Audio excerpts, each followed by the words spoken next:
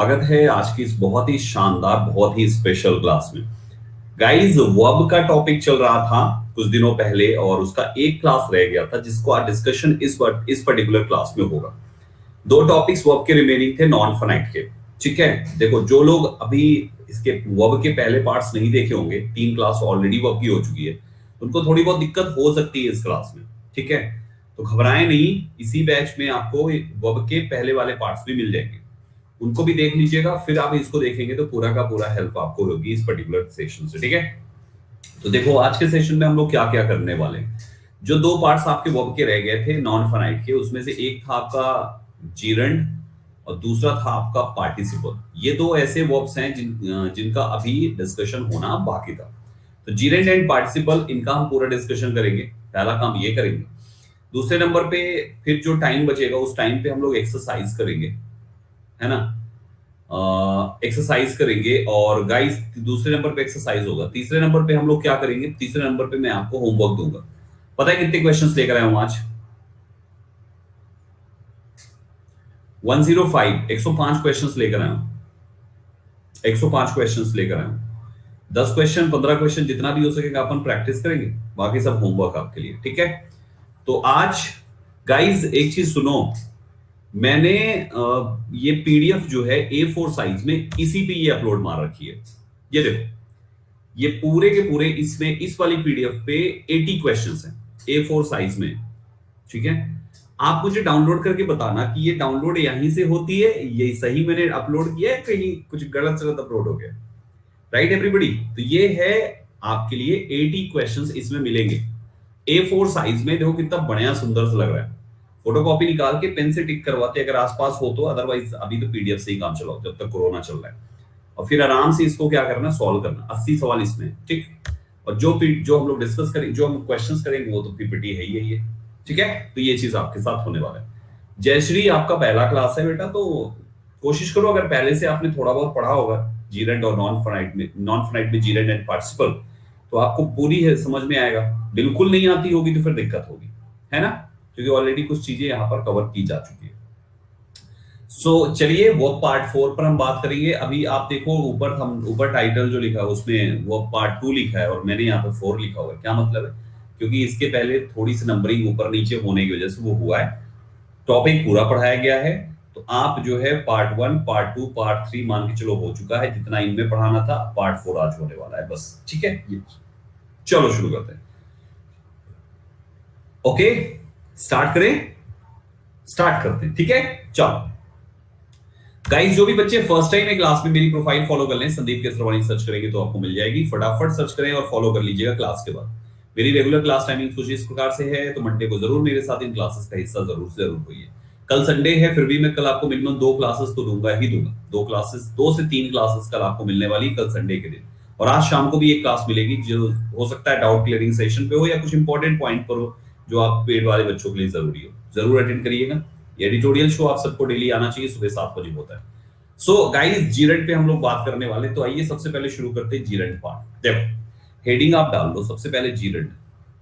ठीक है, जीरंड होता क्या है भाई साहब? देखो ये आपके मेन वर्ब का पार्ट है। जीरंड जो है ये आपके मेन वर्ब का पार्ट है।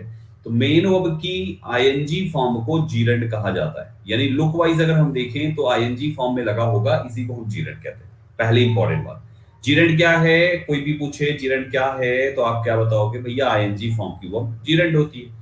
बोले वो तो ठीक है, लेकिन फिर भी जीरंड क्या है तो थोड़ा सा और बता दो कि आईएनजी फॉर्म जब सेंटेंस में एक नाउन के जैसा रोल प्ले करना शुरू कर दे तो उसको जीरंड कहते हैं। अब जाके बात सही होगी। यानी मेन वर्ब की आईएनजी फॉर्म जब नाउन के जैसा रोल प्ले करे, यानी कि आईएनजी फॉर्म तो वर्ब भी होती है, लेकिन यहां पर आईएनजी फॉर्म नाउन के जैसा रोल प्ले करेगी, इसको हम कहते हैं दोस्तों जीरंड। अगर नाउन के जैसा रोल नहीं प्ले कर रहा है तो वो कुछ और ही होगा, वो वर्ब होगी आपकी, ऑफ कोर्स वर्ब होगी। तो जीरंड में हमें क्या क्या सीखना है पता है? कहां पे किस शब्द के बाद जीरंड ही आना चाहिए, ये चीज सीखना। पहली चीज तो दिमाग में लॉक करिए आपने कि मेन वर्ब की आईएनजी फॉर्म नाउन की जैसे रोल प्ले करेगा और जीरंड होगा। यानी जीरंड आईएनजी में होगा और नाउन की जैसा सेंटेंस में इस्तेमाल होगा। जैसे आप लिखते हो ना कि ही इज प्लेइंग क्रिकेट, तो भाई साहब यहां पर आप देखो, तो तो इस जगह पर ही इज प्लेइंग क्रिकेट में ये जो प्लेइंग शब्द है हेल्पिंग वर्ब के बाद है, तो ये मेन वर्ब है, जीरेंड नहीं। ये मेन वर्ब है, जीरेंड नहीं। क्यों? क्योंकि ये नाउन की जैसा रोल ही नहीं प्ले कर रहा। लेकिन अगर आप कहते हो playing in the field is a good exercise, playing in the field, playing in the field is good for health, is good for health, ये आपने लिखा। अब इस जगह पर प्लेइंग शब्द इस वर्ब का सब्जेक्ट है भाई साहब, तो सब्जेक्ट तो नाउन ही होता है ना यार, इसलिए ये प्लेइंग शब्द यहां पे नाउन है। तो हमने प्लेइंग शब्द को ही दो अलग अलग एग्जांपल्स में लिखा, लेकिन एक में वर्ब है और दूसरे में noun. Now the point is, जीरेंड में दो चीज आपको सीखनी है, पूरे जीरेंड में दो चीज सीखनी है। पहला, नाउन की पोजीशन पे की आईएनजी फॉर्म को कहां कहां पर हम सेट कर सकते हैं। जैसे आपने एक देखा, सब्जेक्ट की जगह पर आईएनजी फॉर्म लिखा जा सकता है जीरेंड बना के। ऐसे ही और भी कुछ कंडीशंस हैं जहां पर आईएनजी फॉर्म का इस्तेमाल हम नाउन की जगह पर करते हैं। समझते चलो मेरी बात, बहुत सारी जगह पे है। जैसे आप लिखते हो ना माय फ्रेंड, माय ब्रदर, कुछ भी, ये ब्रदर किसके बाद आया भाई साहब? माय के बाद। यानी माय के बाद नाउन आता है। अगर हम माय के बाद कभी भी मेन वर्ब लिखेंगे तो इसको भी नाउन बना सकते हैं या बनाएंगे, that is ING form. Game समझो, पहले पूरा गेम समझो। गेम ये है कि नाउन की जगह पर अगर मेन वर्ब आया तो वो आईएनजी फॉर्म का होना चाहिए। तो नाउन की जो जो जगह होती है, चाहे वो पजेसिव एडजेक्टिव के बाद की जगह हो, चाहे वो आपके किसी एपोस्ट्रोफी एस के बाद की जगह हो, जैसे हम लिखते हैं ना रामसकार, रामसकार, राम के बाद एपोस्ट्रोफी एस जोड़ के नाउन लिखा गया। अगर ऐसे ही हमारा इसकी जगह पर कोई मेन वर्ब आ गया तो हम लिखेंगे Ram's going, Ram's playing, Ram's dancing. समझ पा रहे हो? तो माय डियर स्टूडेंट्स, हमेशा याद रखना, राम्स गोइंग, माय गोइंग, ये सब सही है, लेकिन सेंटेंस ऐसा बनाना कि यहां पर ये पार्ट सेंटेंस में इस जगह पर माय और नाउन ही चाहिए हो। ठीक? तो पहला इंपॉर्टेंट पार्ट जीरेंड के इस्तेमाल होने का वो ये है कि नाउन की जगह पर इसको सेट किया जाता है, दैट सेट। नाउन की जगह पर इसको सेट किया जाता है, नाउन की जगह पर इसको सेट किया जाता है। कोई भी जगह हो सकता है, नाउन की जगह पर इसको सेट किया जाता है, राइट? नाउन की जो जो जगह होगी वो जगह पर जीरेंड आएगा। समझे? नाउन की जो जो जगह होगी वो जगह पर जीरेंड आ सकता है और आएगा भी। दोनों कंडीशन यहां पे बनेगी। ठीक है? तो एक तो ये कंडीशन हो गई भाई साहब। अभी हम सब पर एग्जांपल्स करेंगे बहुत सारे, अगली स्लाइड उसी की है, पूरा लिखवाऊंगा। और दूसरी कंडीशन ये है, कुछ ऐसे शब्द हैं जैसे अगर मैं बोलूं स्टॉप और इसके बाद लिखूं stop to make a noise, तो क्या ये लाइन सही है? Stop to make a noise, ये लाइन गलत है, क्योंकि स्टॉप शब्द के बाद जो मेन वर्ब आती है वो हमेशा जीरेंड फॉर्म की आती है। तो स्टॉप मेकिंग अ नॉइज होता है। तो दूसरा इंपॉर्टेंट बात ये समझ में आई कि कुछ ऐसी वर्ब्स हैं जिनकी पूरी लिस्ट है, मैं पूरा लिस्ट आपको दूंगा। कुछ ऐसी वर्ब्स हैं, कुछ ऐसे फ्रेजेस हैं, कुछ ऐसी वर्ब्स हैं, दोनों कंडीशंस हैं जिनके बाद आपको जीरेंड लिखना है। वो खुद तो किसी भी फॉर्म में जाएंगी, लेकिन उसके बाद जो दूसरी मेन वर्ब लिखोगे ना, उसके बाद वो आपकी आईएनजी फॉर्म की ही होगी। तो ये दो पॉइंट पहले दिमाग में सेट करो। पहले पॉइंट, नाउन की जो जो जगह है वहां पर मेन वर्ब की आईएनजी फॉर्म आएगी। नाउन की जो जो जगह है वहां पे मेन वर्ब की आईएनजी फॉर्म आएगी। जैसे हम ना चाहकर भी जब अयोध्या जाते हैं तो जय श्री राम मुंह से निकल ही आता है। निकलता है कि नहीं निकलता? जब कभी भी हनुमान मंदिर जाते हैं, हनुमान मंदिर जब कभी भी कोई भी कहीं भी हनुमान मंदिर जाते हैं तो मुख से अपने आप जय हनुमान, जय हनुमान, जय प्रभु हनुमान, जय हनुमान निकल ही आता है। जय हनुमान ज्ञान गुण सागर निकल ही आता है, अपने आप निकल आता है। भोलेनाथ जी के मंदिर जाते हैं तो बम बम बोले, बम बम बोले, ओम नमः शिवाय, ओम नमः शिवाय, जय भोले, ऐसे करके निकल ही आता है। निकलता है कि नहीं निकलता? गंगा नहाते हैं, डुबकी मारते हैं तो जय गंगे मैया निकल ही आता है मुख से। तो जिस प्रकार से वो जैसी पोजीशन है वैसे हम बन जाते हैं, ठीक उसी प्रकार से जैसी पोजीशन में जब नाउन की जो पोजीशन है वहां पे वर्ब बनाओगे तो वो भी वर्ब नाउन के रंग में रंग जाएगा। आपको बस यही चीज ही तो सिखा रहा हूं कि जब नाउन की जगह पे वर्ब लिख रहे हो तो नाउन बना दो। वर्ब का नाउन फॉर्म होता है आईएनजी। Got it. अब आ जाइए इन पर पूरा लिखा पढ़ी करते हैं। तो सबसे पहले ऐसी वर्ब्स जो नाउन का भी काम करे उसे जीरंड कहते हैं, बता चुका हूं। कुछ ऐसी वर्ब्स हैं जिनके बाद जीरंड का प्रयोग किया जाता है। ये वर्ब्स की लिस्ट है दोस्तों, जिनके बाद जो दूसरी वर्ब आप लिखेंगे वो आईएनजी फॉर्म की होगी। जैसा भाई अभी मैंने आपको एक एग्जांपल दिया था, मैंने अभी आपको एग्जांपल स्टॉप से दिया था ना, स्टॉप मेकिंग अ नॉइज। तो ये केवल स्टॉप नहीं है बल्कि ये लंबी चौड़ी लिस्ट है। ये लिस्ट है इन सभी वर्ब्स की जिनके बाद जो दूसरी मेन वर्ब लिखी जाएगी वो मेन वर्ब हमेशा आईएनजी फॉर्म की रखना है। वर्ब्स की लिस्ट है admit, delay, deny, forgive, mention, enjoy, postpone, stop, start, differ, prefer, finish, risk, propose, escape, suggest, avoid, like, dislike, mind, love, appreciate, detest, resist, consider, practice, imagine, regret, endure, contemplate, fancy, anticipate, hate, mean, miss, pardon, excuse, resent, etc. बहुत ज्यादा शब्द हो गए। इतना शब्द याद कैसे होगा, पहले याद करते हैं फिर आगे के रूल पे चलेंगे। पहले पहले एग्जांपल समझ लो फिर इसको याद करते हैं। आपने जैसे कहा आई एंजॉय, तो एंजॉय के बाद क्या आता है भाई साहब, आईएनजी फॉर्म आता है। देखिए यहाँ पे लिखा हुआ है एंजॉय के बाद जीरंड, इसलिए स्पेंड को हमने स्पेंडिंग कर दिया। I enjoy spending summer vacation with my friends इन मनाली। दूसरा है शी अवॉइड्स, अवॉइड के बाद क्या आता है दोस्तों, एक बार देख लीजिए क्या अवॉइड इस लिस्ट में है इस लिस्ट में। तो अवॉइड के बाद क्या लिखेंगे, gerund. She avoids working with these people. तो गाइस यहाँ पर हमारा इस टाइप से आपने देखा कि हमने इसके साथ ऐसा गेम किया। कुछ नोट में कुछ एक्सेप्शनल पार्ट हैं कि admit, like, love, stop, start और प्रेफर, ये 6 ऐसे शब्द हैं जिनके साथ इन्फिनिटिव भी आता है और जीरंड भी आता है। तो इन 6 शब्दों के साथ गलती मत टिक करना। स्टॉप के साथ कभी कभी इन्फिनिटिव भी आ जाता है, लव के साथ भी, लाइक के साथ एडमिट, स्टार्ट, प्रेफर, इन शब्दों के साथ इन्फिनिटिव भी आ जाता है, जीरंड भी आ जाता है। बट 99%, 99 तो कुछ ज्यादा ही हो गया, 90% मान लो 90% जीरंड ही आएगा भाई साहब, और केवल 10% जो है वो इन्फिनिटिव आएगा। ठीक। अब आ जाइए इनको याद कर लेते हैं। लंबी चौड़ी लिस्ट है, इनको याद करना जरूरी है। एक प्यारी सी कहानी बनाते हैं, एक प्यारी सी कहानी बनाते हैं। आप लोग भी सोचिए, आप लोग भी कोई कहानी सोचिए। ठीक है। I am enjoying summer vacation, क्या कह रहा है बेटा, I am enjoying summer vacation होगा या नहीं। तो मैंने कब बोला कि ये शब्द तुम्हारे आईएनजी फॉर्म में नहीं होंगे बेटा अभिषेक, ये शब्द किसी भी फॉर्म में तुम ले सकते हो।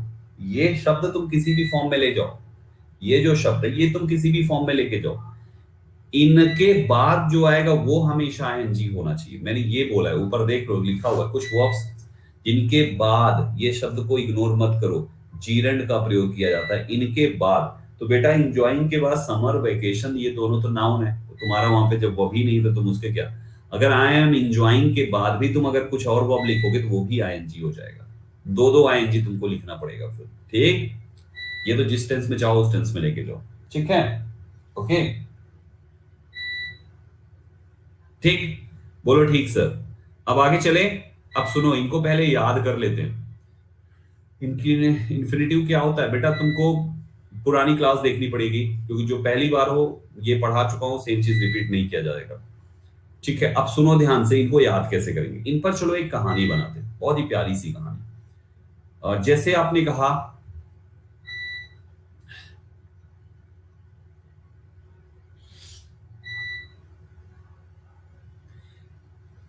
एक लड़के ने एक लड़के ने एक लड़के ने एक लड़की के सामने, एक लड़के ने एक लड़की को प्रपोज किया, बोला आई लव यू।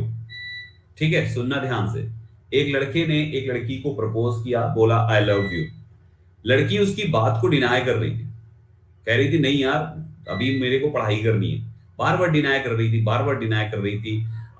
लेकिन फिर भी वो बाद में कुछ टाइम के बाद एडमिट हो गई, एडमिट कर लिया उसके प्रपोजल को, मतलब एक्सेप्ट कर लिया। एक लड़के ने लड़की को प्रपोज किया, लड़की उसकी बात को डिनाई कर रही थी, लेकिन कुछ डीले करने के बाद लड़की ने एडमिट कर लिया, कोई बात नहीं, चलो ठीक है, मैं मान जाती हूँ, उसने एडमिट कर लिया। वो इसलिए उसकी इस प्रपोजल को डीले कर रही थी एडमिट करने में, क्योंकि उसने कुछ गलती कर रखी थी। तो अब उसने उसकी गलती को फॉरगिव कर दिया, माफ कर दिया, ये मेंशन करते हुए कि कोई बात नहीं, कोरोना का समय है, शादी अभी हम नहीं कर पाएंगे, हमें शादी को अभी कोरोना के टाइम में पोस्टपोन करना होगा। ठीक है। ठीक, इस बात पे लड़का स्टॉप हो गया और स्टार्ट कर दिया उससे कि नहीं, प्लीज प्लीज प्लीज, शादी कोरोना में करते, चाहे मंदिर में ही कर लेंगे, लेकिन शादी कोरोना में ही करते। ठीक। उसने कहा अरे कोरोना में करें चाहे बाद में करें, कोई ज्यादा डिफर नहीं होगा। हमें प्रिफर करना चाहिए सबसे पहले कि हम अपने करियर को पहले फिनिश करें, करियर में किसी भी प्रकार का रिस्क ना लें, क्योंकि करियर में रिस्क लेंगे तो अपने आप को स्केप नहीं कर पाएंगे शादी के झंझट से। दूसरों ने भी सजेस्ट किया कि नहीं, तुम लोग एक दूसरे को लाइक करते हो, ये अच्छी बात है, जितना भी डिसलाइक था माइंड में एक दूसरे के प्रति वो खत्म हो चुका है, तुम्हारे लव को पूरी दुनिया अप्रिशिएट करती है, कोई भी इस समय नहीं है जो तुम्हें डिटेस्ट करता हो। डिटेस्ट मींस होता है नफरत करना। कोई भी नहीं है जो तुम्हें डिटेस्ट करता हो, पुजारी समझा रही है, ठीक है ना, कोई भी नहीं है जो तुम्हें डिटेस्ट करता हो। तुम्हें तो कोई भी इस समय, तो फैमिली भी रेडी हो गई है, वो भी तो रेसिस्ट नहीं कर रहे हैं एक दूसरे का, विरोध नहीं कर रहे हैं, तुम्हें रेसिस्ट नहीं कर रहे हैं। तो अब सब कुछ जब कंसीडर कर ही लिया है फैमिली ने, तो फिर ठीक है, अभी स्पीड टेस्ट की प्रैक्टिस दो। स्पीड टेस्ट की प्रैक्टिस दो, स्पीड टेस्ट की प्रैक्टिस दो। इमेजिन करो अपने गोल को, है ना, ताकि किसी भी प्रकार का रिग्रेट ना हो बाद में, है ना। खुद को इंड्योर, इस चीज गोल को इंड्योर करते हुए, चीजों को कंटेम्पलेट करते हुए फैंसी लाइफ जियोगे अगर तुम अभी से अपने आप को कामयाब होता हुआ एंटिसिपेट कर सकते हो तो अच्छी बात है। जब कामयाब हो जाओगे तो अगर दुनिया में कोई तुमसे हेट भी करता होगा ना, तो वो भी तुमको मिस करेगा और तुम्हारे पास पार्डन के लिए आएगा, और तुम्हें उसको एक्सक्यूज करना पड़ेगा, तुम्हें उसको एक्सक्यूज करना पड़ेगा।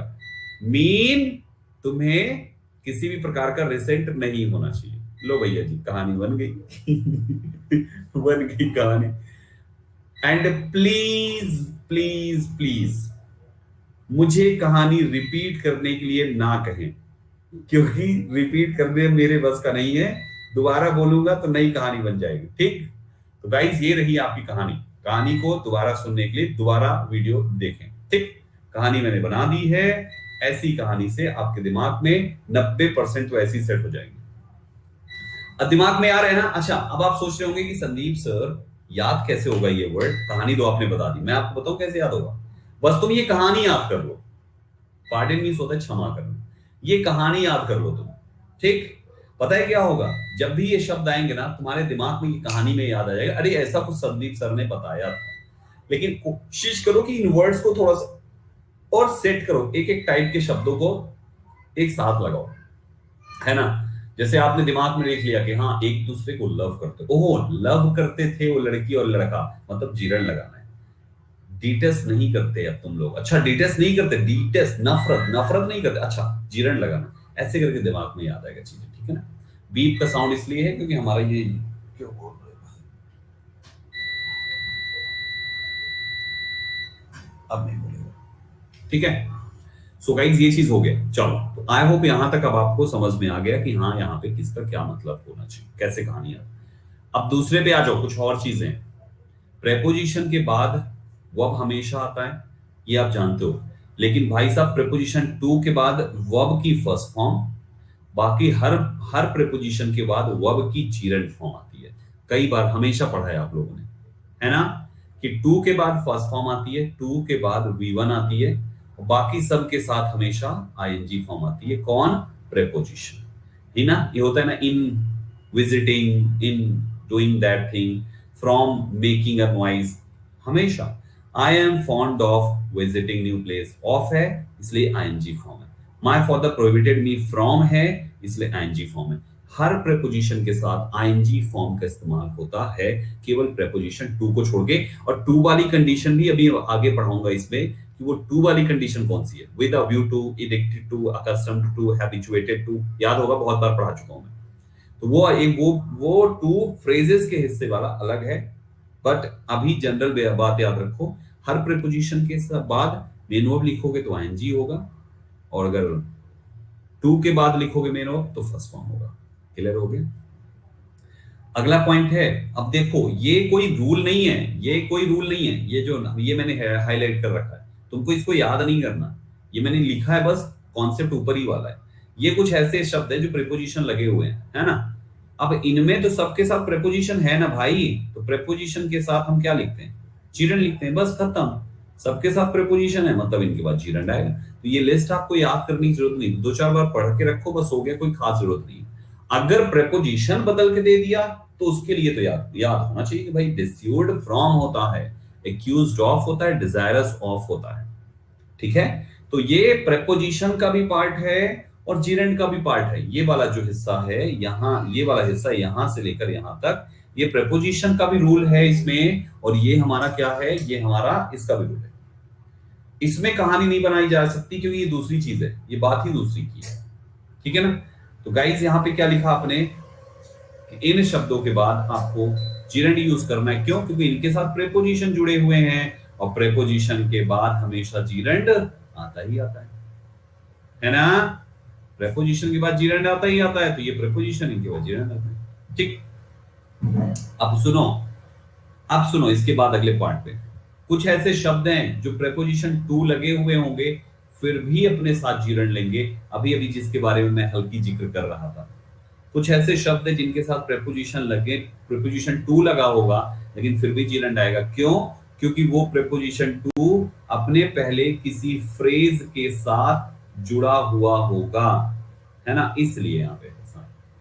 तो ये कौन कौन से हैं, जैसे आपका admit to, averse to, accustomed to, be used to, owing to, addicted to, with a view to, devoted to, in addition to, object to, prone to, look forward to, given to, take to, conducive to, etcetera. ये सारे शब्द हैं जिनके साथ preposition to लगा होता है और ये अपने साथ जीरेंड लेता। Got this point everybody? तो ऐसे करके इन शब्दों को आपको थोड़ा थोड़ा करके, हल्का हल्का करके, थोड़ा थोड़ा करके पढ़ते रहना है ताकि ये शब्द आपको अच्छे से याद हो सके। ठीक है, ताकि अगर कहीं भी कंफ्यूज ना हो कि टू देखते ही मेन की फर्स्ट फॉर्म को आप सही मान जाओ, वो गलत होगा अगर आपने इनको याद नहीं रखा तो। अब आप देखो यहाँ पे, जैसे आपने कहा she came to me with a view to आया है तो जीरेंड आएगा आगे, लुकिंग फॉरवर्ड टू आया है तो जीरेंड आएगा आगे। दैट्स इट, बस इतना छोटा सा है। बस थोड़ा थोड़ा रिवीजन करते रहना, बहुत दिमाग नहीं लगाना है इसको लेके, सुबह बैठ के रट्टा मारने के चक्कर मत पड़ना, याद नहीं हो पाएगा।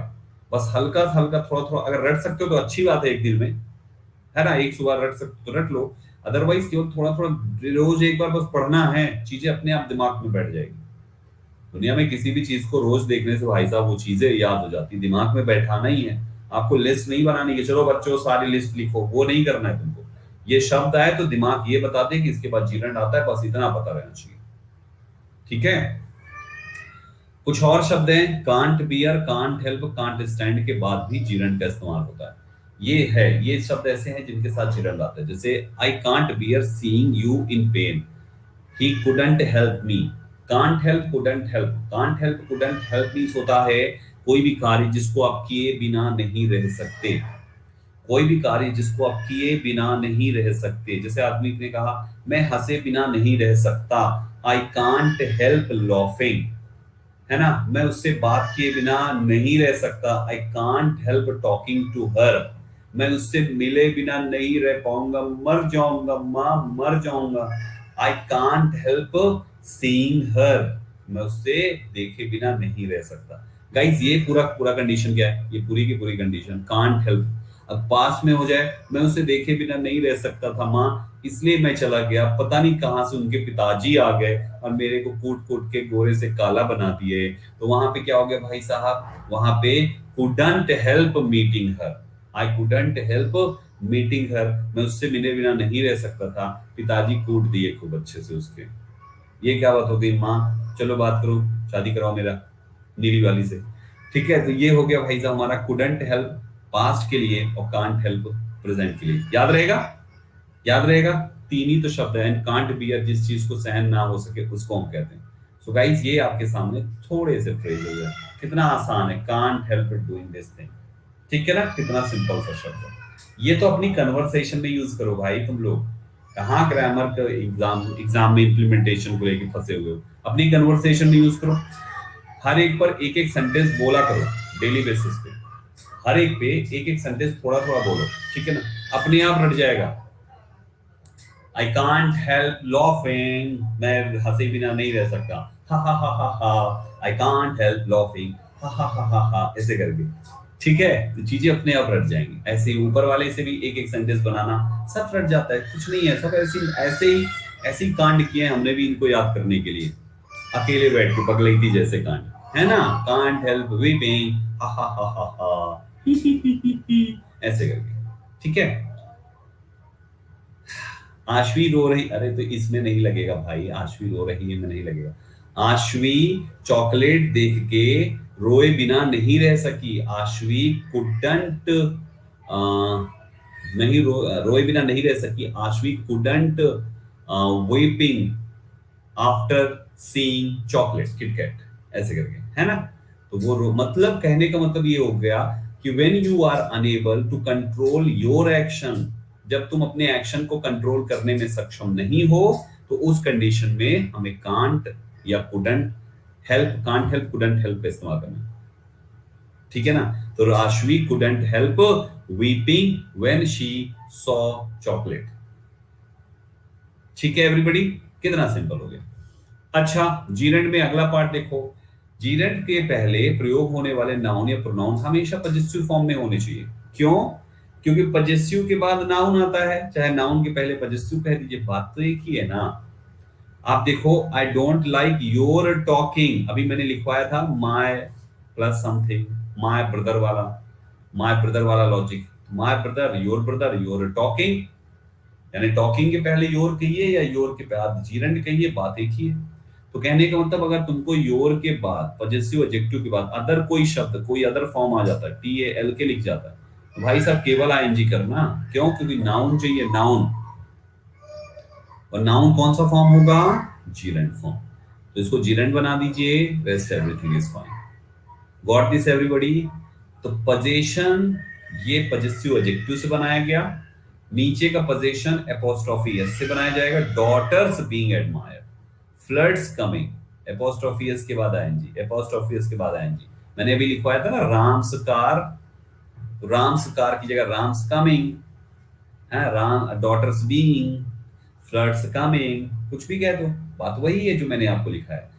ये कोई नया रूल नहीं है, बस आप दिमाग में ये बैठा के रखो कि एपोस्ट्रोफी एस हो या पजेसिव एडजेक्टिव हो, इनके बाद नाउन आता है बस, और नाउन आता है तो ये नाउन की जगह पे जीरेंड आ सकता है, क्योंकि वो भी तो वही सेम काम कर रहा है ना। जब जीरेंड भी सेम काम कर रहा है तो नाउन की जगह जीरेंड बैठाया जा सकता है। सेम काम, सेम सेम जो है स्टेटस वाले दो लोगों को एक दूसरे की जगह रिप्लेस किया जा सकता है। हाँ जी, अगर किसी जगह से एक सीनियर अध्यापक का ट्रांसफर होता है तो वहां पर भी सीनियर अध्यापक ही आता है, दोनों का सेम काम है ना। अगर किसी जगह से एक पुलिस इंस्पेक्टर का ट्रांसफर होता है तो वहां ट्रांसफर दूसरा जो आएगा वो भी पुलिस इंस्पेक्टर ही आता है। क्यों? क्योंकि सेम पोस्ट का आदमी चाहिए। कहीं से आईएएस ऑफिसर का ट्रांसफर होता है तो वहां भी कमांड संभालने के लिए आईएएस ऑफिसर ही आए। क्यों ऐसा? क्योंकि सेम काम है। तो ठीक उसी प्रकार से नाउन की जगह अगर नाउन नहीं आया तो फिर वहां पर जो आएगा वो भी नाउन के जैसा ही होना चाहिए। तो नाउन की जैसा वर्ब की केवल आईएनजी फॉर्म को ही बोला जाता है, इसलिए आईएनजी फॉर्म लगा दिया। आसान है ना? बस इतना ही है जीवन, जीवन इतना ही है। अब पार्टिसिपल शुरू करने वाले हैं, समझ गए? बोलो समझ गए तो बोलो यस सर। कितना आसान है ना, कितना आसान है, कितना सिंपल सा है जीवन, है ना। थोड़ी सी कहानियों में वो भी याद हो गए, और ये चार छह जो रूल हैं ये तो सब तुमको दूसरे जो पढ़ाए हुए कॉन्सेप्ट से जोड़ना ही है, बस हो गया। डाउट होगा तो डाउट सेशन, जयश्री, कोई भी डाउट है तो डाउट सेशन में हमारे पूछ लीजिए, ठीक है।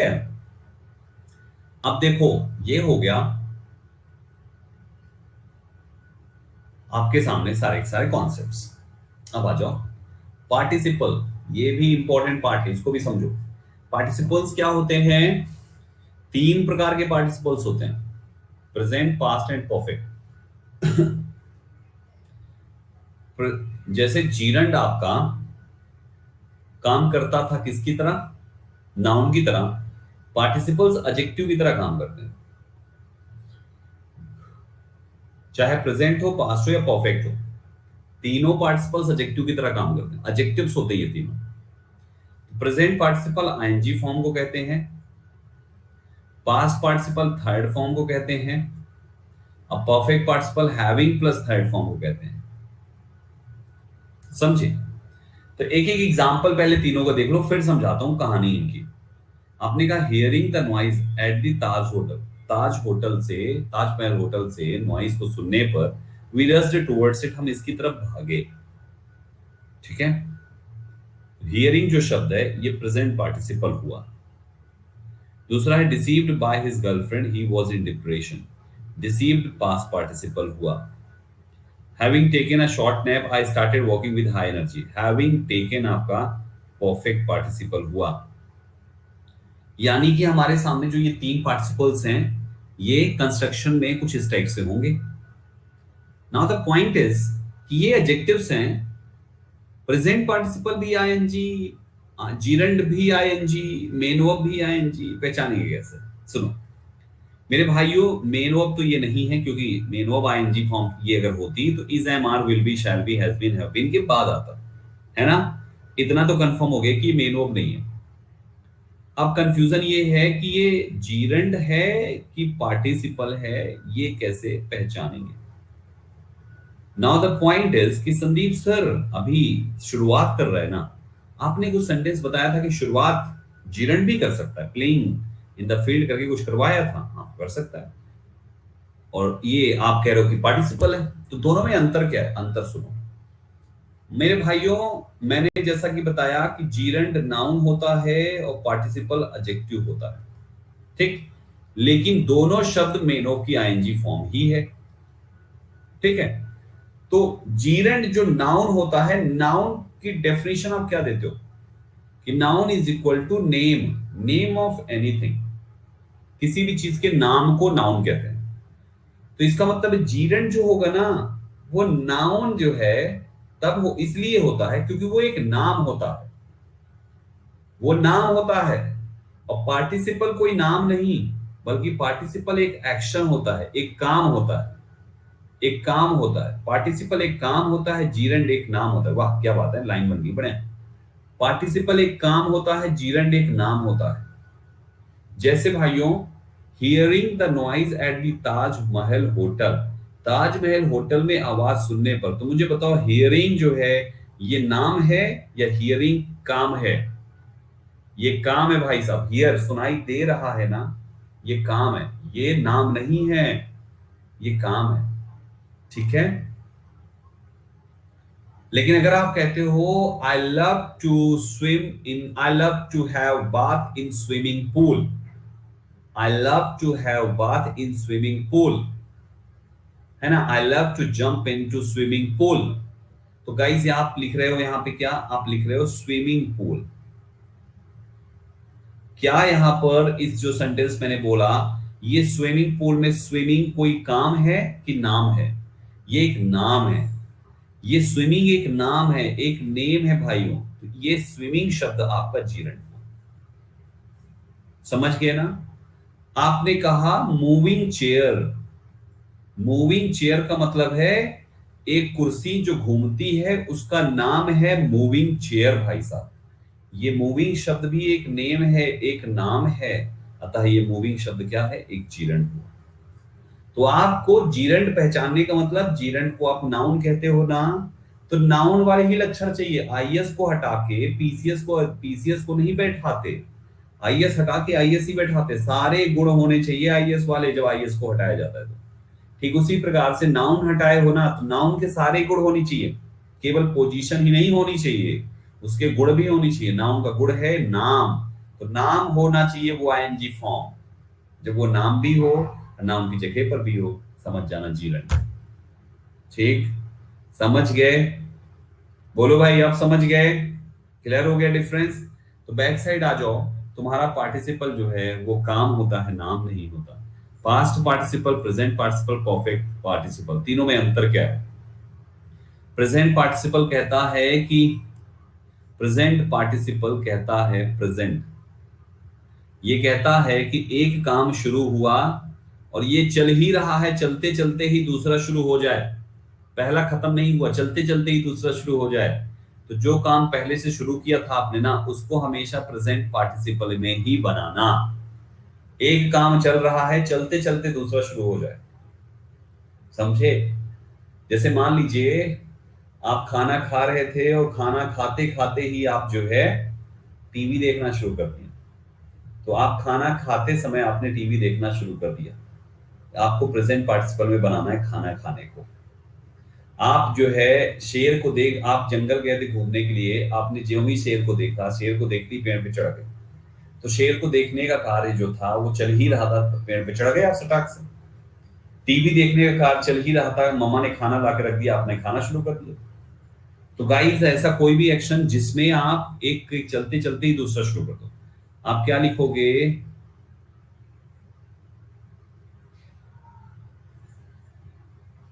Watching a television, I started having my lunch। इसका मतलब हो गया टेलीविजन देखते हुए मैंने अपना लंच करना शुरू कर दिया। ठीक। अगर आप कहते हो टेलीविजन देखने के बाद मैंने अपना लंच शुरू किया, तो हम बोलेंगे having watched television, I started having my lunch।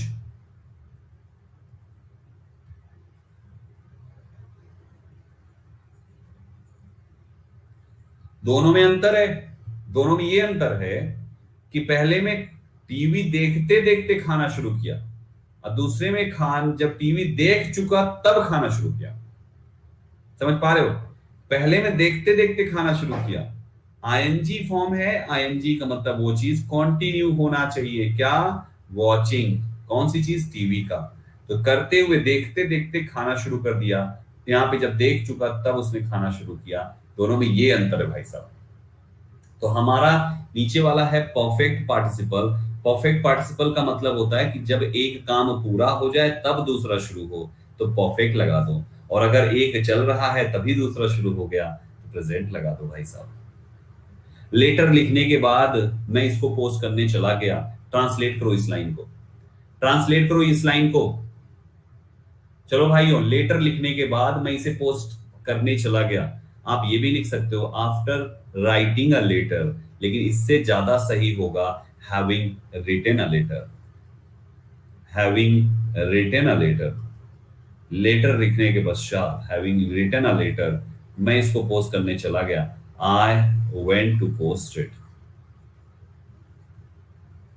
समझ पा रहे हो? आर्टिकल हटा देना यहां से, तभी तो ये नीचे नहीं लगाया मैंने, इसको हटा देना। ठीक है ना? समझ पा रहे हो? तो guys having written a letter हो जाएगा। टीवी देखने मतलब लेटर लिखने के, ऑब्वियसली लेटर लिखने के बाद ही आदमी पोस्ट करने जाएगा, लिखते लिखते चला जाएगा क्या, है ना? तो इस टाइप से हमने ये दो चीजों को देखा। अब एक तीसरा बचता है पास्ट पार्टिसिपल।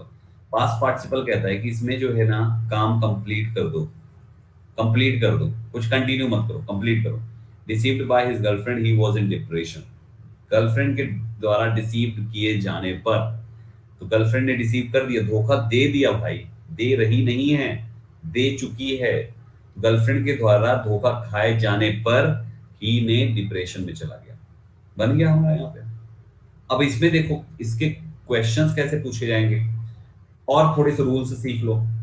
ये दो तीन एग्जांपल्स लेकर आया हूं मैं, पहले इसको समझ लेते हैं। आंसर लिखा हुआ है, आप चाहो तो हाइड करो, चाहो तो ना हाइड करो, कोई दिक्कत नहीं। आगे प्रैक्टिस कराऊंगा तो वहां पे तो छिपा ही है। गाइस अब सुनो ध्यान से। Being Sunday we decided to go out for lunch. मैंने आपको पिछली बार ये सिखाया था कि सेंटेंस में हर मेन वर्ब अपने सब्जेक्ट के साथ होना मैंडेटरी है। याद है? मैंने आपको कुछ इस टाइप से पढ़ाया हुआ है कि हर एक मेन वर्ब का सब्जेक्ट सेंटेंस में होना मैंडेटरी है, और जो सेंटेंस में वर्ब का सब्जेक्ट है वो सब्जेक्टिव भी होना मैंडेटरी। पता चले मी को सब्जेक्ट माने बैठे हो, नहीं, सब्जेक्टिव भी होना मैंडेटरी है और सब्जेक्ट की ही जगह पे होना मैंडेटरी है। तो वर्ब, हर वर्ब का सब्जेक्ट होना मैंडेटरी है, सब्जेक्टिव होना मैंडेटरी है और सब्जेक्ट की जगह पे मैंडेटरी है। मतलब तुम सेंटेंस जैसे तुम ये नहीं लिख सकते कि me is a good boy, गलत है, गलत है ना, ये गलत है। क्यों? क्योंकि वर्ब के पहले सब्जेक्टिव आता है तो तुमने ऑब्जेक्टिव लगा दिया, और सब्जेक्ट चाहिए, सब्जेक्टिव चाहिए, और जगह भी सब्जेक्ट की ही होनी चाहिए, तब जाके सेंटेंस बनेगा। तो गाइज अभी हमारा जो ये एग्जांपल है ना, तुम चेक करो सभी, तुम्हारे डिसाइडेड वर्ब के लिए तो वी सब्जेक्ट है, लेकिन तुम्हारे बीइंग वर्ब के लिए अगर इसी सब्जेक्ट को मानो तो ये बीइंग संडे, संडे के लिए वी तो नहीं आएगा भाई साहब, संडे के लिए वी तो नहीं आएगा। यानी कि इस वर्ब का सब्जेक्ट तो है, लेकिन ये वर्ब सेंटेंस में बिना सब्जेक्ट के ही लिख गई। तो अब आपको फिर उस क्लॉज में समझो कि क्या सब्जेक्ट लगाना चाहिए। ऑब्वियसली संडे के साथ इट आएगा, तो इट बीइंग संडे, इसलिए यहां पे सही हुआ। समझ पा रहे हो? एकदम आराम से पढ़ा रहा हूं मैं, कोई जल्दबाजी नहीं, एकदम आराम से समझते चलो। इसलिए इट बीइंग संडे यहां पर एकदम सही हुआ। क्यों? क्योंकि डिसाइडेड वर्ब का सब्जेक्ट वी हुआ। अगर कुछ ऐसा हो जिसमें यही वी इधर वाले के लिए हो जाए तो सही होता फिर, लेकिन ऐसा हो ही नहीं सकता क्योंकि संडे के लिए वी नहीं लग सकता। तो ये हमारी गलती इसी वो में है जो बिना सब्जेक्ट के आ गई। सब्जेक्ट लगा दीजिए, सही हो जाएगी। दूसरा एग्जांपल है having deprived of their homes, perfect participle चल रहा है, in recent earthquake they had no other option than to make shelter in a school. तो आप ये बताओ, हैविंग डिप्राइव्ड ये एक्टिव वॉइस है और having been deprived passive voice है। तो having been deprived of their homes, अपने घर से वंचित अर्थक्वेक में वो हो गए ना कि खुद से किए हैं। तो स्टेटमेंट तो पैसिव वॉइस हुआ ना, अर्थक्वेक ने किया इनको वंचित, तो सब्जेक्ट यहां पर पैसिव वॉइस में जाएगा वर्ब, इसलिए होना चाहिए having been deprived. Having been deprived का मतलब डिप्राइव्ड, डिप्राइव्ड मींस होता है वंचित हो जाना, वो चीज तुमको ना मिलना, बाहर कर दिए जाना, ठीक है, तो वंचित किया दिया गया। तो हैविंग बीन डिप्राइव्ड मतलब वंचित किए जाने पर, कहां पे? ऑफ देयर होम, अपने ही घर से, इन द रीसेंट अर्थक्वेक, हाल ही के अर्थक्वेक में, बिल्कुल सही कहा, लेफ्ट आउट। तो ये इसलिए हैविंग बीन डिप्राइव्ड हो गया। आगे मैं वॉइस पढ़ाऊंगा भी, बिल्कुल मत घबराइएगा, सब सीख जाएंगे आप वॉइस पढ़ाऊंगा तो। अगला क्वेश्चन देखो, being a rainy day most of the people, अब फिर वही चीज है, out on the street were carrying umbrellas, umbrellas carry कौन कर रहे थे? Most of the people. तो ये वर्ब के लिए मोस्ट ऑफ द पीपल तो सही हुआ, यानी ये सब्जेक्ट ने इस वर्ब का काम कर दिया, लेकिन क्या सेम सब्जेक्ट इधर की वर्ब के पहले लग सकता है? पीपल शब्द रेनी डे के लिए आएगा कभी? कभी नहीं आएगा। तो रेनी डे के लिए हमें फिर से एक सब्जेक्ट लिखना पड़ेगा और वो होगा हमारा इट भाई साहब। तो it being a rainy day यहां पर हो जाएगा। अच्छा, इसी में मैं एक और सेंटेंस बना देता हूं तुमको। It being a rainy day था ना, मतलब वो तो सही करने के बाद था, लिखो being a rainy day, being a rainy day comma it looks very beautiful.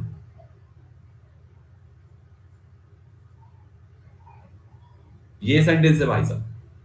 अब तुमको इसमें भी वही चेक करो पहले ध्यान से, वर्ब तो है लेकिन सब्जेक्ट नहीं है बीइंग के पहले। लुक्स वेरी ब्यूटीफुल, कौन सी चीज लुक्स? इट लुक्स, यानी यहां पर इट वर्ब के लिए, ये सॉरी लुक वर्ब के लिए इट सब्जेक्ट सही है। क्या यही सब्जेक्ट हमारा इधर काम चला सकता है? चलाएगा भाई, रेनी डे के लिए इट ही तो आता है, यानी बिना यहां पे सब्जेक्ट लिखे हुए काम हो जा रहा है। तो इसका सब्जेक्ट इधर वाले से ही ले लिया काम, है ना। दैट मीन्स इस सेंटेंस में कोई एरर नहीं है, तुमको नो एरर टिक करना है इस सेंटेंस में। Got this point? आया समझ में?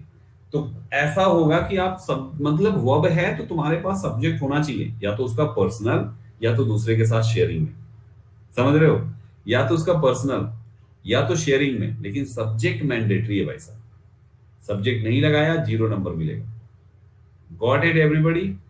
ऐसे करके ये पॉइंट काम करता है। तो हमारा ये जो पॉइंट था ना, तीसरा वाला, ये यही था, ये सब में होगा, ये परफेक्ट पार्टिसिपल में भी, ये सब में है, ये हर किसी में है।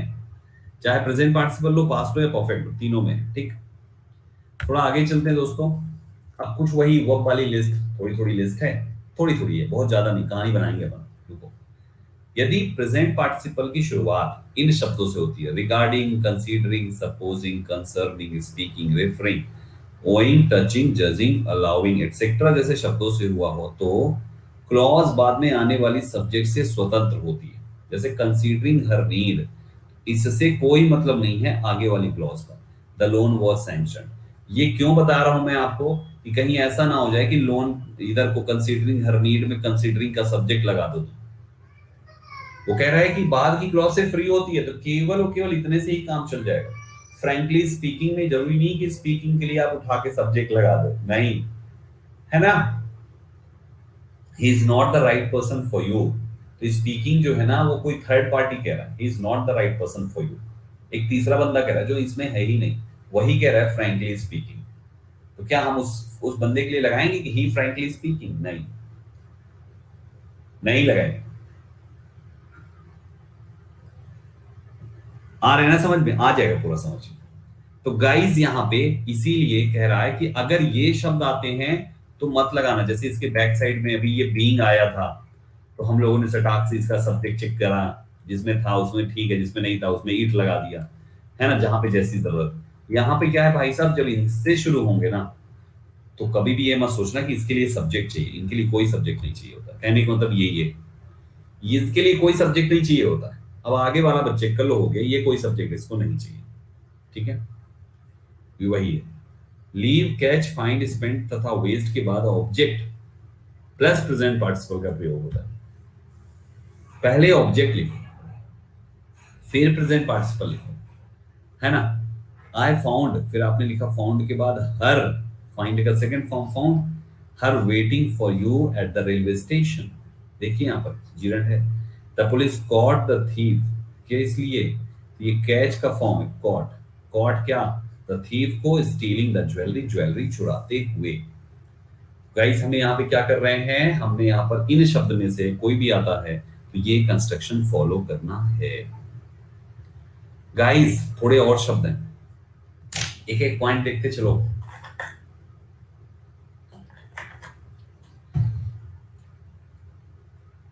कहता है think, crown, call, declare, appoint, close, choose, elect, make, consider तथा नेम के बाद एज का प्रयोग नहीं करना चाहिए। ये तो मैं पहले भी पढ़ा चुका हूं। ही वॉज क्राउन्ड किंग, है ना, he was considered the most important person in our family.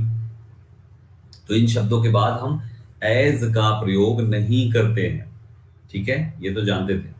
B तथा गेट के बाद प्रेजेंट पार्टिसिपल तथा पास्ट पार्टिसिपल दोनों आता है, बी तथा गेट के बाद। एक एक एग्जांपल आपको खुद से भी बनाने हैं इन सब पे। Most of the things get damaged, get है तो डैमेज्ड आ गया। He wants you to be living with your sister, समझ रहे हैं ना। Now there is nothing to be conceive, to be desired, to be considered, कुछ भी कर लो। तो गाइस यहां पर आप देखो, बी के बाद और गेट के बाद हम क्या यूज करते हैं, दोनों प्रकार के पार्टिसिपल्स यूज कर सकते हैं। यहाँ पे बी के बाद डिजायर्ड है, यहाँ पे बी के बाद आईएनजी फॉर्म। डिपेंड करता है कंप्लीशन है या कंटिन्यू, कंटिन्यू है तो आईएनजी, अदरवाइज कंप्लीशन। एक एक एग्जांपल्स खुद से लिखना है इन पे। तीन शब्द ये हैं, कीप, रिमेन तथा गो ऑन के बाद प्रेजेंट पार्टिसिपल। कहते हैं ना, keep waiting, keep working, keep dancing, keep singing, keep studying, है ना। remain sleeping, she remained sleeping। तो इनके बाद go on working, go on going, कुछ भी कह लो। तो गाइस ये सारे शब्द ऐसे इनके बाद जीवन आते हैं। keep smiling बोलते तो है ना यार, है ना। तो ये शब्द तो हम लोग बोलते ही हैं, कौन सा नया शब्द लिखा रहा हूं मैं, बस आपका सिलेबस है तो पढ़ाना पड़ेगा। थिंक, इमेजिन, सपोज, बिलीव के बाद नाउन क्लॉज के आने पर नेगेटिव सेंस में, नेगेटिव सेंस और मीनिंग देने के लिए नॉट का प्रयोग इस क्लॉज से पहले वर्ब के साथ किया जाता है। मतलब समझो, कहता है आई थिंक, ये जो लिखा है ना आई थिंक, और आपने बोला है he will not accept the proposal, तो ये नॉट एक्चुअली इधर नहीं लिखना है बल्कि इधर लिखना पड़ेगा। I don't think he will accept the proposal. I think he will not accept the proposal is wrong. I think क्या, आई डोंट थिंक जो उधर का नेगेटिव है वो इधर के नेगेटिव कर लो। किनके साथ, चार शब्द है, think, imagine, suppose and believe, ठीक। क्लियर हो रहा है? हाँ जी। ऐसी दूसरा एग्जांपल है, we suppose the weather will not, बस सपोज आया तो इधर लिखो, we don't suppose the weather will play false with us. तो ये हमारे सामने इसका पार्ट हो गया। अब थोड़े से हमारे साथ कुछ है यहाँ पे, देख लो बहुत आसान है, सीख जाओगे तुरंत। गो तथा कम के साथ आईएनजी का प्रयोग करके खास तौर पे तब होता है जब वर्ब का प्रयोग स्पोर्ट या फ्री टाइम एक्टिविटी या फिजिकल एक्टिविटी को बताने के लिए हो। जैसे गो स्कीइंग, गो शॉपिंग, गो स्कीमिंग, गो स्विमिंग, गो फिशिंग, गो शूटिंग, गो स्केटिंग, गो सेलिंग, गो क्लाइंबिंग, कुछ भी। नहीं नहीं नहीं, आई डोंट थिंक होना चाहिए नीतीश, आई डोंट थिंक। तो ये सभी शब्द गो प्लस आईएनजी के साथ है, गो प्लस आईएनजी, ये याद रखना। ठीक है, go plus ING, come plus ING. तो the doctor advise Raju and Sonu to go for swimming. तो क्या होना चाहिए, फॉर स्विमिंग के स्थान पर केवल स्विमिंग आना चाहिए, टू गो स्विमिंग, ना कि to go for swimming. Got this everybody? ऐसा ही है, the bank manager was given a holiday and so he resolved to go to hitchhiking. For hitchhiking के स्थान पर हिच हाइकिंग का प्रयोग होगा, क्योंकि गो हिच हाइकिंग होता है, फॉर नहीं लगाएंगे। बीच में कोई प्रेपोजिशन नहीं आना चाहिए। ये स्लाइड ये सिखाती है। गाइस थोड़े और शब्द हैं, no point, no harm, no sense के बाद इन प्लस आईएनजी, जबकि no use, good use, no use, no work के बाद तथा बिजी के बाद केवल आईएनजी का प्रयोग होता है। अब जैसे एग्जांपल देखते चलिए, एग्जांपल देखिए, he was busy dealing with his customers. हमारा यहां पे बिजी शब्द आया ना, तो बिजी के बाद क्या आता है, जीरेंड। हमने यहां पे डीलिंग विद हिज कस्टमर्स कर दिया। It is no use, no use के बाद क्या आता है, नो यूज के बाद जीरेंड आता है। It is no use asking him to come now because he is very well. No use के बाद क्या आया, जीरेंड इस्तेमाल हुआ। सो कुल मिला के ऐसे करके चीजों को समझना है। ठीक है, स्पेंड तथा टाइम का प्रयोग यदि टाइम तथा मनी के लिए हो,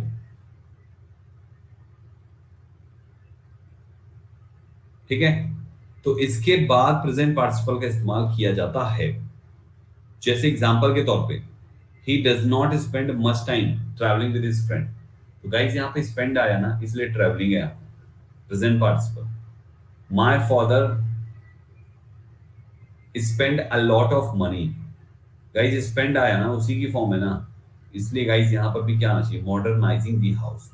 तो इस टाइप से आपको पॉइंट्स को ध्यान देना है, ऐसे करके चीजों को याद रखना है कि हमारा इनके बाद क्या आता है, किया जाता है। थोड़ा थोड़ा है बस, हो गया। एक सेंटेंस में दो ऑक्सिलरी वर्ब आने पर यदि दोनों के साथ अलग अलग फॉर्म की वर्ब आती है, तो दोनों के साथ उनकी फॉर्म जरूर आनी चाहिए। ये तो आप जानते ही हो यार। जैसे I have always stood, have के साथ थर्ड फॉर्म चाहिए, लगा दिया। तो आप यहाँ पर भी तो आपकी अगर फर्स्ट फॉर्म लिख रहे हो तो भाई वो किसकी है, वो है आपकी इज हेल्पिंग होगी। तो आपके एग्जाम में एरर होगी, I have always stood and always stand by family, ये गलत है ना। ये हमारा अगर विल नहीं लिखते तो गलत है, क्योंकि यहाँ पे फर्स्ट फॉर्म है, यहाँ पे थर्ड फॉर्म। विल लिख दिया तो सही हो जाएगा, इधर फ्यूचर है उधर प्रेजेंट परफेक्ट है, कोई दिक्कत नहीं। ठीक है गाइस, ये यहां तक ये हो गए सारे कॉन्सेप्ट्स। तो पार्टिसिपल्स एंड जीरेंड पूरा कंप्लीट होता है। अब कुछ कोलोकेशंस हैं वो मैं दूंगा, वो बहुत ज्यादा है, वो कभी भी एक दिन में नहीं रट पाओगे। एक दिन में क्या, एक हफ्ते में नहीं रट पाओगे। बस उसको देखो, बस हो गया, रटना नहीं।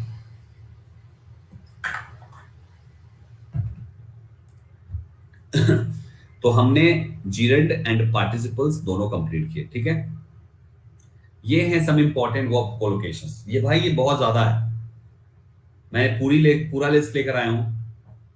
थोड़ा चाहता तो मैं 20-25 ही दे देता, लेकिन भाई साहब 100 से ज्यादा लेकर आया हूं। पहला पेज, दूसरा पेज, तीसरा पेज, चौथा पेज। इनको जरूर से जरूर इनको क्या कीजिएगा, याद थोड़ा थोड़ा करके पढ़िएगा, अपने आप दिमाग में बैठ जाएगा कि ऐसा कुछ पढ़ा। ठीक है, इससे आपको क्या है ना कि हेल्प मिलेगी एरर्स फाइंड करने में, क्योंकि आपको पता होगा कि किसके बाद क्या आता है, किसके बाद क्या आता है ये पता है, तो बस एरर टिक कर तो स्टार्ट से सीधा एग्जाम में आपके टाइम बहुत कम बचेगा। ठीक है, 4 पेजेस में है, डन। हो गया? लिखने की जरूरत नहीं है, केवल फोटो खींच लो, मोबाइल से रिवाइज करो, टाइम मिले तो लिख लेना, और क्या। Got this everyone? ठीक है। अब चलो एक दो क्वेश्चन निपटा लेते हैं। पहला सवाल है, I requested to give 5 lakh rupees but he turned a deaf ear to me and went away without saying anything. मैंने रिक्वेस्ट किया कि भैया मुझे थोड़े से पैसे दे दो, लेकिन उसने कान घुमाया चला गया। तो बताइए।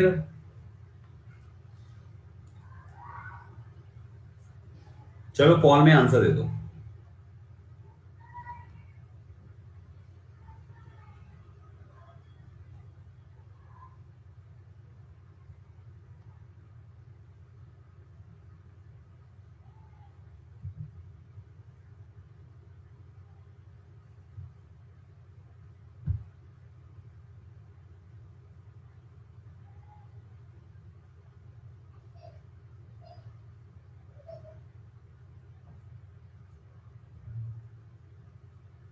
स्क्रीनशॉट ले लो, थोड़ा थोड़ा पढ़ते रहना है।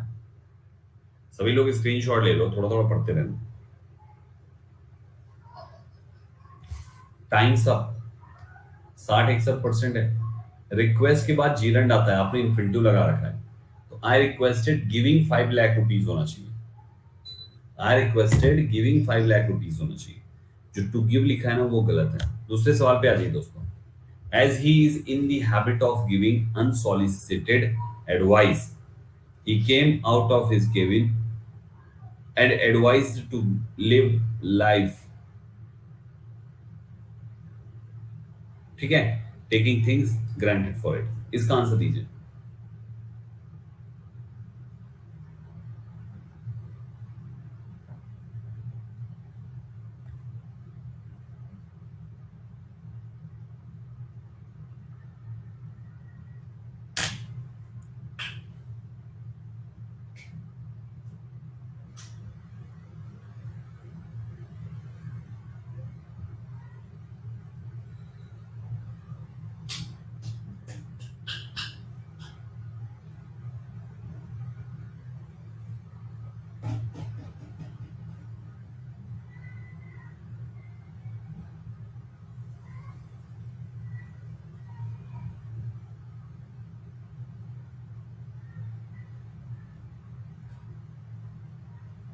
गाइस पीडीएफ डाउनलोड कर लिया आप लोगों ने, जो मैंने अभी दी थी आपको, इस पर बेस्ड क्वेश्चंस वाली, कर लिया आपने?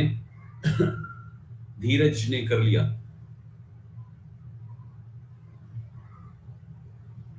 नहीं किया? अच्छा, धीरज डाउनलोड जो A4 साइज दिया है मैंने, A4 साइज, ऋषा ने भी कर लिया। A4 साइज वाली 80 क्वेश्चंस उसमें है। बेटा ऋचा, जो A4 साइज अभी दिया है मैंने। अच्छा, कर लेना A4 साइज में, ठीक है ना, उसकी प्रैक्टिस करना, इसमें भी बहुत क्वेश्चंस हैं।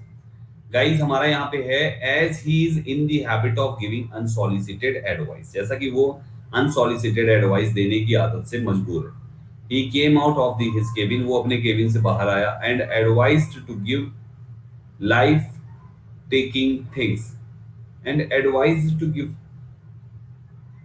क्या होना चाहिए, and advised to live, and advised to live नहीं, एंड एडवाइज्ड लिविंग लाइफ होना चाहिए। अरे इसी में दी है। आप लोग वो अपडेट्स वगैरह में चेक करते हो ना, अपडेट्स में देखो जरा, तो अपडेट्स में चेक करो, सभी लोग अपडेट्स में मिली है शायद।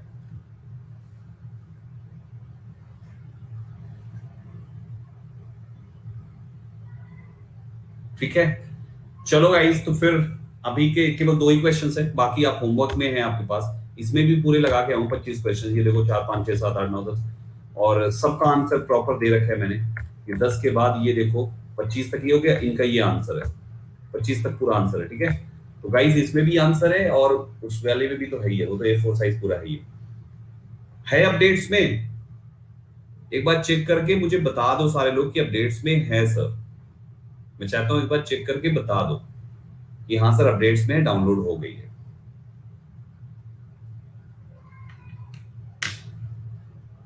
पूरे है ना, 8 9 पेज है, 9 पेज है, 4 सेट है, 20 20 के 4 सेट, 80 क्वेश्चन हैं। मिल गए हैं?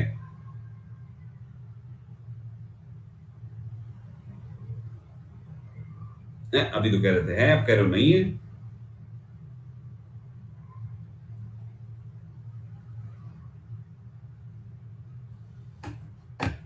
रुको अच्छा फिर।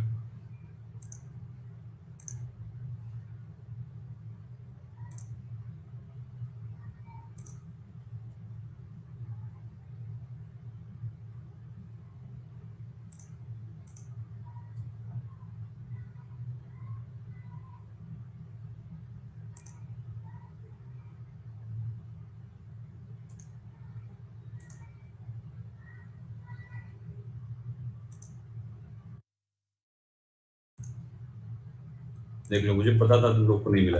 चलो ये यहां से डाउनलोड कर लो, ये यहां से डाउनलोड कर लो, यहां से कर लो सभी लोग फटाफट। चलो यहां से डाउनलोड कर लो सभी लोग जल्दी से। अगर वहां से नहीं हुई है तो यहां से डाउनलोड कर लो। 80 क्वेश्चंस हैं, इनकी अच्छे से प्रैक्टिस करना, सभी वर्क पर बेस्ड है, ठीक है ना। तो वर्क टॉपिक आज से कंप्लीट होता है, पूरा हो गया वर्क, और इसमें से प्रैक्टिस करो। 80 ये हो गए, और दो ही तो कराए, 25 पूरे ही रह गए फिर आपके।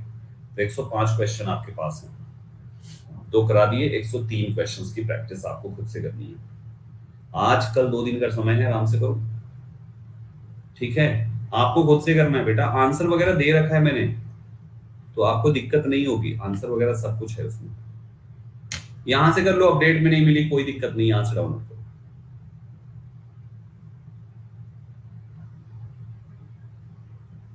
हो गया, बस बंद करें। चलो गाइस फिर, ठीक है। चलो अभी के लिए इतना ही, thank you very much, thank you बच्चे लोग, बाय।